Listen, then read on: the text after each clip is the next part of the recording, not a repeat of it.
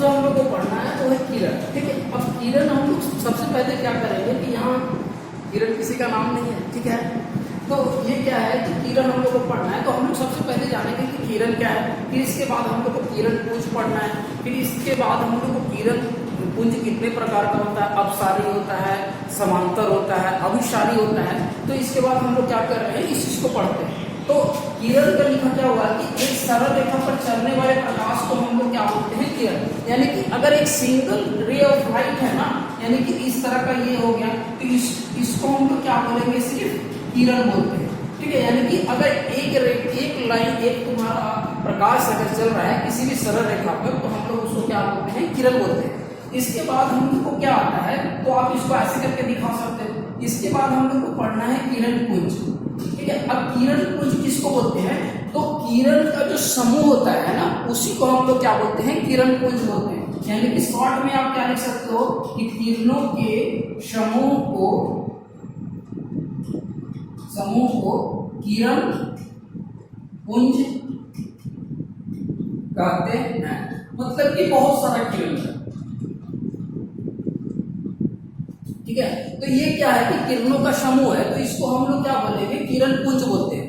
अब हम लोग को पढ़ना है कि किरण पुंज कितने प्रकार के होते हैं। ठीक है, तो बेसिकली जो किरण पुंज है वो हमारा कितने प्रकार का होता है, वो हमारा 3 प्रकार का होता है। ठीक है, तो पहला प्रकार को हम लोग बोलते हैं अपसारी किरण पुंज।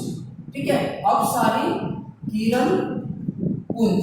ठीक है, अब अपसारी किरण पुंज होता क्या है कि अपसारी किरण पुंज में, यानी कि अगर एक बिंदु स्रोत से, ठीक है, एक बिंदु स्रोत से लाइट क्या हो रहा है, अगर एक बहुत सारा अपसारी किरण पुंज से क्या होता है कि जब एक बिंदु स्रोत से, ठीक है, जब बहुत सारा किरण पुंज यानी निकल करके अगर फैल जा रहा है, ठीक है, तो उसको हम लोग क्या बोलते हैं, अपसारी किरण पुंज।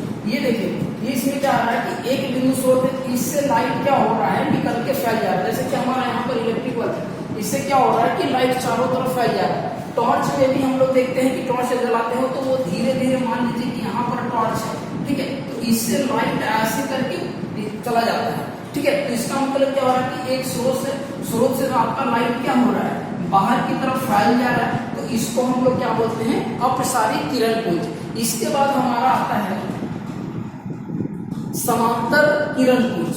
ठीक है, दूसरा हम लोग लिखते हैं समांतर किरण पुंज। इसमें क्या है, नाम से ही समझ में आ रहा है कि समांतर, यानी कि एक किरण दूसरे को क्या होगा, समांतर होगा। मतलब कि इसका कहीं भी अगर हम लोग डिस्टेंस को मेजर करें तो ये दूरी क्या हो जाता है, समांतर होता है। तो इसको हम लोग क्या बोलते हैं, समांतर किरण पुंज। और एक चीज याद रखिएगा, अगर अनंत से कोई किरण आ रहा है तो हम लोग उसको क्या लेते हैं, समांतर किरण पुंज ही लेते हैं। ठीक है, तो ये हमारा हो गया समांतर किरण पुंज। इसके बाद एक होता है अभिसारी किरण पुंज। ठीक है, अभिसारी किरण पुंज। अब इसमें क्या है कि जैसे कि अपसारी में क्या हुआ था कि एक बिंदु स्रोत से सब तरफ निकल रहा था, क्या चीज, सही बात है ना। तो अभिसारी में किरण पुंज में क्या होगा कि जब बहुत सारा रे ऑफ लाइट, यानी कि बहुत सारा जब किरण पुंज बहुत अलग अलग डायरेक्शन से आकर के एक बिंदु स्रोत पे अगर मिलती हुई, ठीक है, यानी मिलती है या मिलती हुई प्रतीत होती है, तो उसको हम लोग क्या बोलते हैं, अभिसारी किरण पुंज बोलते हैं। ठीक है, अभिसारी किरण पुंज। ठीक है, इतना याद रखेगा। तो ये हमारा क्या हो गया, 3 तरह का किरण पुंज हमारा होता है। इसके बाद हम लोग को पढ़ना है 3 तरह का हम लोग को पढ़ना है पदार्थ। ठीक है, मटेरियल जिसको बोलते हैं। ठीक है, उसमें क्या करना है कि हम लोग ये जान रहे हैं कि हम लोग ये बचपन में गेम भी खेले हैं। जैसे कि मान लीजिए कि अगर हम लोग चश्मा लेते हैं, ठीक है, तो ऐसे करके हम लोग देखते हैं, तो हम लोग को अभी 3 तरह का वस्तुओं के बारे में पढ़ना है। ठीक है, यानी कि टाइप्स ऑफ मटेरियल, यानी कि टाइप्स ऑफ पदार्थ। इसमें क्या देखते हैं, ठीक है, कि जो पदार्थ होता है, यानी कि जो वस्तु है, जो आपका मटेरियल है, ठीक है, वो हमारा 3 तरह का देखते हैं। जैसे कि मान लीजिए कि एक आपका 3 तरह का होता है, उसमें से हमारा क्या होता है, एक होता है पारदर्शी, जिसको हम लोग बोलते हैं। ठीक है, दूसरा हमारा क्या होता है, पारभासी होता है। ठीक है, और तीसरा जो है वो हमारा क्या होता है, अपारदर्शी। ये 3 तरह का हमारा क्या होता है, पदार्थ होता है। अब इसमें हम लोग को एक चीज समझना है कि पारदर्शी वस्तु किसे कहते हैं, ठीक है, अपारदर्शी वस्तु किसे कहते हैं और पारभासी वस्तु किसे कहते हैं। तो पारदर्शी वस्तु उसे कहते हैं कि जिससे कि लाइट क्या हो जाए, लाइट का पूरा जो भाग है वो पार हो जाए, ठीक है। जैसे कि अगर हम लोग बात करें तो हम लोग कांच को लेते हैं, ठीक है, जिसको हम लोग ग्लास बोलते हैं, ठीक है। पानी हो गया, ठीक है, पानी में भी अगर मान लीजिए कि ये बोतल, ठीक है, इस बोतल में अगर हम लोग पूरा पानी भर दिए तो हम लोग आर पार क्या कर सकते हैं, देख सकते हैं, है ना, दिख रहा है ना। तो इससे भी हम लोग क्या कर सकते हैं कि किसी वस्तु को देख सकते हैं आर पार, ठीक है। तो जिसमें कि हम लोग को क्या हो, इसका मतलब क्या है, ठीक है, यानी कि कोई भी वस्तु, यानी कि जब भी लाइट अगर किसी वस्तु से पूरा पार हो जाए तो उसको हम लोग क्या बोलते हैं, पारदर्शी वस्तु, ठीक है। इसके बाद क्या होता है, पारभासी। अब पारभासी का मतलब है कि लाइट तो इसमें पार होगा, ठीक है, लेकिन लाइट का कुछ ही भाग पार होगा। जैसे कि मान लीजिए एक ग्लास ले लिए, ठीक है, एक कांच ले लिए और उसको धर के रगड़ दिए, ठीक है, पूरा घिस दिए।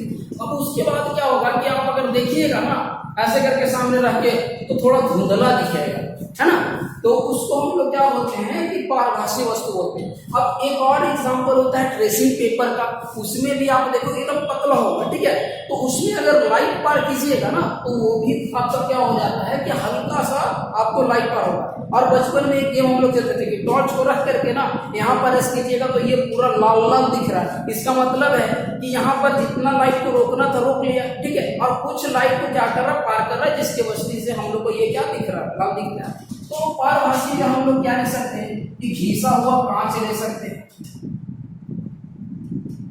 घिसा हुआ कांच ले सकते हैं, या फिर और एग्जांपल बोलिए ट्रेसिंग पेपर लिख सकते हैं,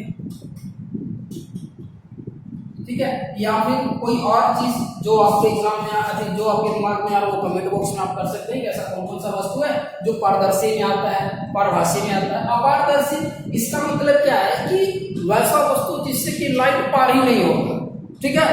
तो भाई वैसा कौन सा वस्तु है, आपको तो पता है कि लाइट पार नहीं होगा, तो यानी बहुत सारा वस्तु है। जैसे कि ये बोर्ड में ही है, देख लीजिए, ठीक है, हालांकि ये बोर्ड में ऐसे करके अगर हम लोग यहाँ पर लाइट देंगे, ठीक है, तो ये इसके तो पार जाएगा नहीं। तो इसका मतलब है कि हम लोग यहाँ पर कुछ भी लिख सकते हैं, जैसे कि किताब हो गया, ठीक है, फिर आपका लकड़ी हो गया, ठीक है,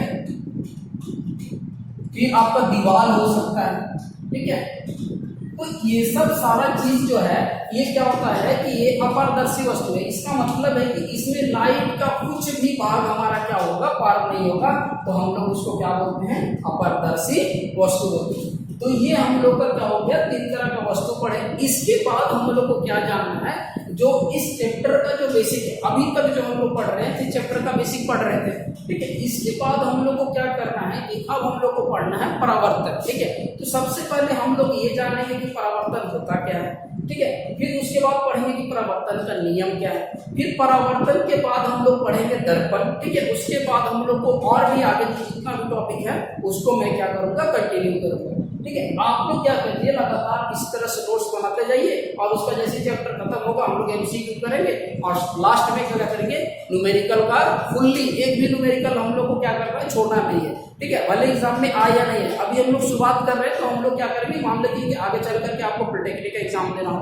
या और कोई बड़ा एग्जाम फेस करना चाहते हैं, ठीक है, तो हम लोग क्या करेंगे कि न्यूमेरिकल में आते चले जाएंगे, क्योंकि हम लोग अभी शुरू कर रहे हैं तो हमारे पास बहुत सारा टाइम है। हम लोग क्या कर सकते हैं, साइंस को एंड तक आराम से खत्म कर सकते हैं, ठीक है। तो धन्यवाद, थैंक यू।